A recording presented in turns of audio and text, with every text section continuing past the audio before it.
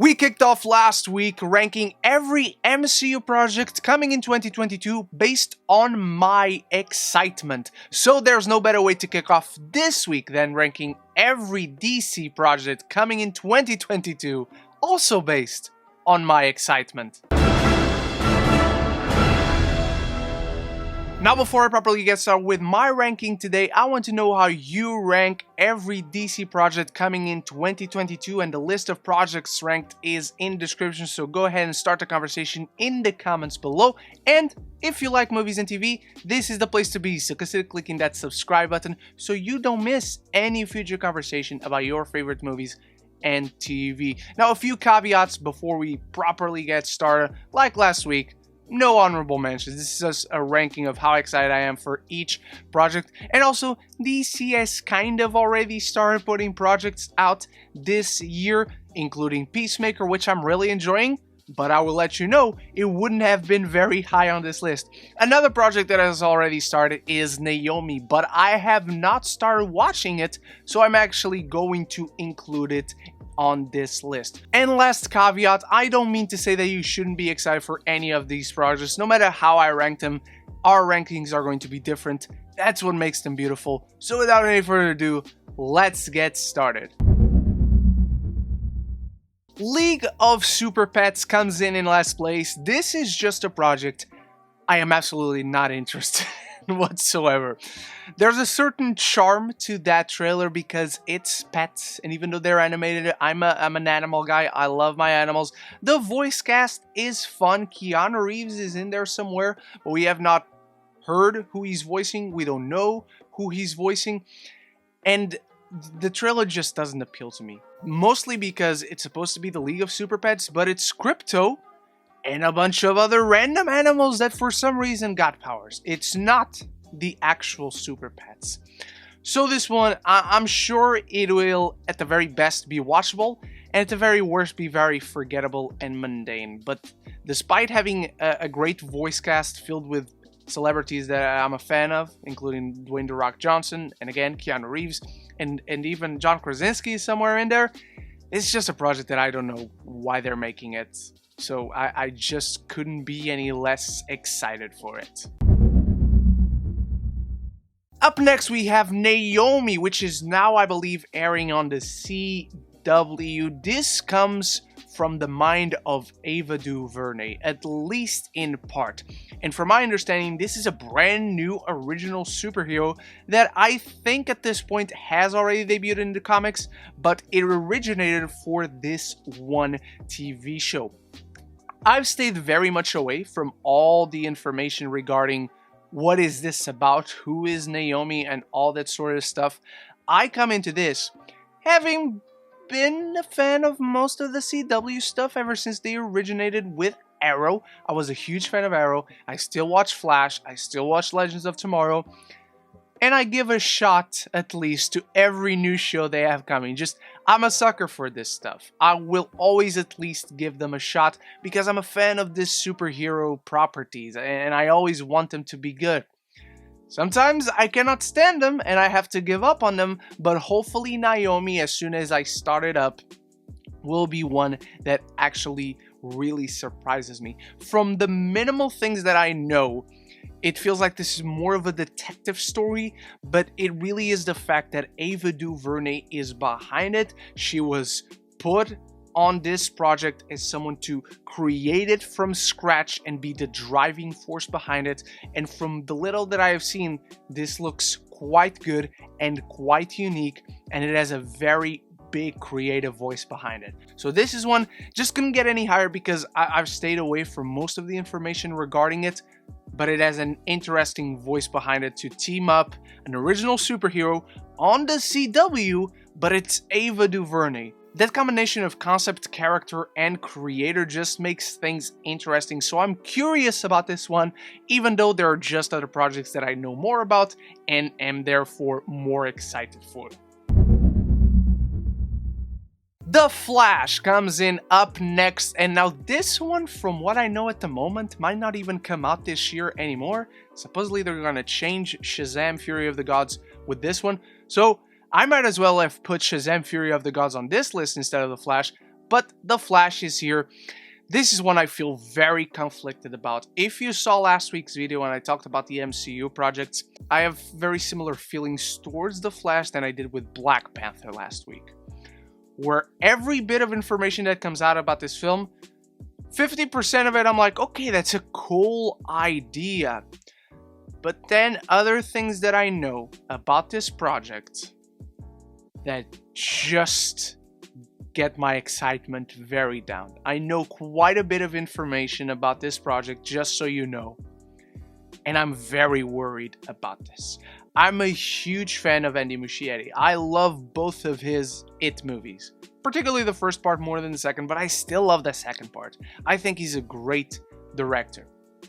I'm not a fan at all of the direction they decided to go in with mixing the Michael Keaton Batman and taking out the Ben Affleck Batman and having that replace.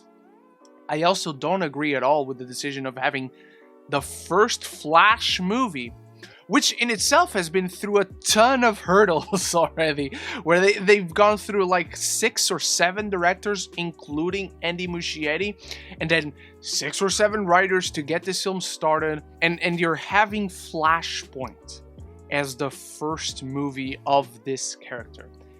It just doesn't sit right, it doesn't feel right, and it creates a ton of issues going forward where there's not even a status quo to change.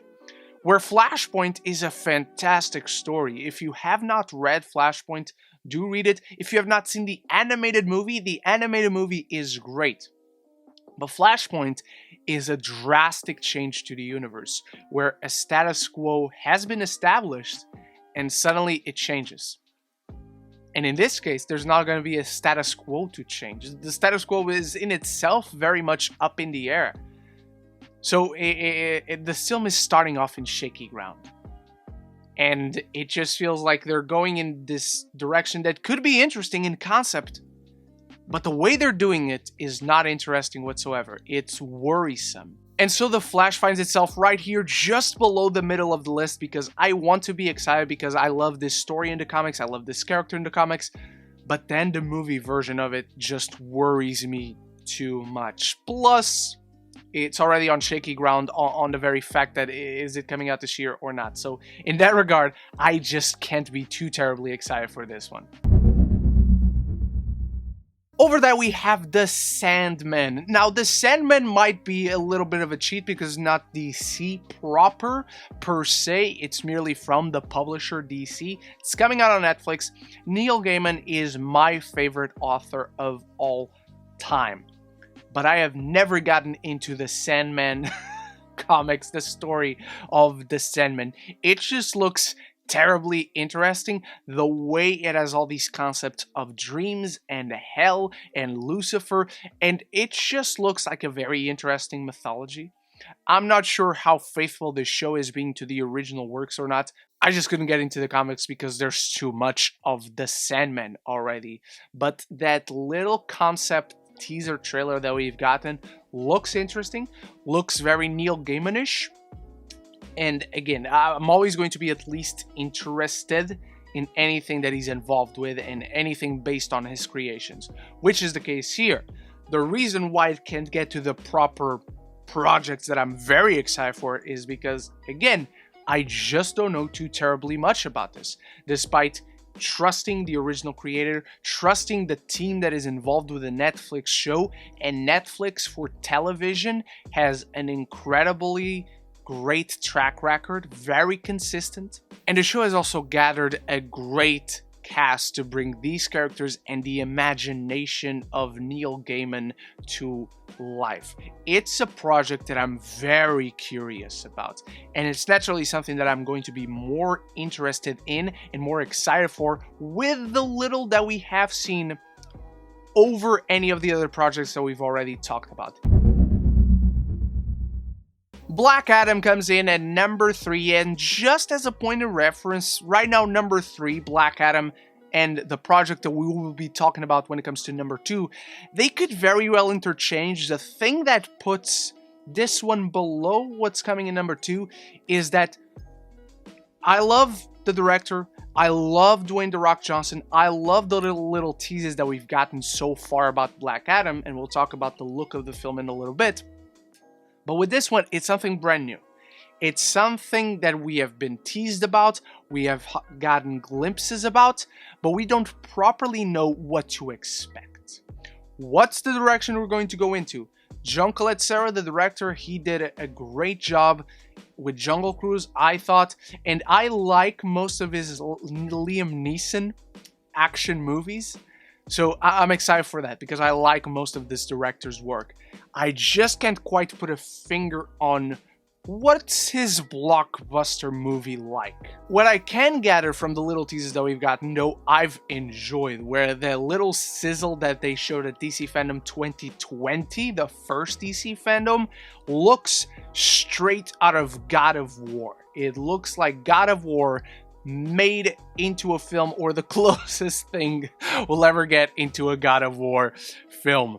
And I love the choice of Dwayne "The Rock" Johnson. He's my idol and everything. If you know me, you know that. That's not news to you. I've been a fan of this guy since his professional wrestling days. This just looks like very up my alley, where it is an anti-hero story. It deals with a ton of mythology. We're going to have Dr. Freaking Fate in this movie, played by Pierce Brosnan, the original Justice Society. It's a great cast, it's a great eclectic group of characters, and it looks to be going in an interesting direction. Plus, as much of a fan as I am of Dwayne "The Rock" Johnson, I really appreciate that this looks like such a different role for him to take on, compared to the stuff that he usually does, which I really enjoyed, but I'm really glad to see something different from him. And it also looks like a different movie from the mold that DC has been doing thus far. So again, I just can't quite put my finger on what they're doing in this film direction-wise with John Colet-Serra, because Jungle Cruise is a fun blockbuster, but it's very different than what they seem to be going in with this, with the direction that they seem to be going in with this film. So really excited for this, really curious, just can't quite picture it in my head at this point. Our runner-up is Aquaman and the Lost Kingdom, and the reason why this one edges out Black Adam is because we have seen the first Aquaman, so we know what kind of to expect visually, conceptually, the direction of expanding this world of Atlantis now that Arthur is king, and I love that first Aquaman. It's a live-action anime movie. It's the best live-action anime movie ever made. Even though it's not properly based on an anime, it feels like an anime. The characters talk like they're in an anime. They act like they're in an anime. Visually, it feels like an anime come to life with the colors and the angles and the music and the naturally over-the-top nature of it all. And I had a blast with that first Aquaman, so I cannot wait for this one. A lot of details have been kept under wraps, or underwater, if you will. But given what James Wan did in that film, and I like this cast so much, and I love the mythology that they build, and I cannot wait for them to expand it, and it feels like this one is going to be much more inspired by Indiana Jones, on top of being an Aquaman movie. That's just really highly entertaining for me. The title itself feels straight out of Indiana Jones. Just a ton of fun that I cannot wait to get into with this second Aquaman movie. That again, we have a good grasp, a good idea on what this will feel like, what it will move like, how it will expand on the original film. Plus, we are going to keep building the relationship that, to me, made the first movie so great, which is Arthur and Orm's relationship and how that whole thing came to a conclusion in the first, and I hope they keep expanding on that in this film. The Batman, to no surprise from you, is our number one. This is not only my most anticipated DC movie, this is my most anticipated movie of the year. This is my most anticipated anything of the year. Comic book, television show, video game. This is the thing I want to experience the most this year. It's got a unique look to it, a unique feel, where it feels like a crime film meets a serial killer thriller meets a monster movie, but the monster is the Batman. This is an unexperienced, unhinged, volatile, violent Batman, where he hasn't quite gotten the grasp of what it is to be Bruce Wayne and the Batman as one person. And I hope we can see that experience and that growth and that evolution in this film, which is also showcased in Michael Giacchino's theme, which was launched last week or 2 weeks ago at this point, where it starts very dark, but then it kind of gives into the hopefulness that the Batman represents. And I hope we see that in this film, where so many people are afraid of him, but then there's a certain group of society that look at him and say, this is what we need for Gotham to be saved. And this is my favorite superhero of all time. I'm always going to be inclined to be semi-excited for it, at least on principle.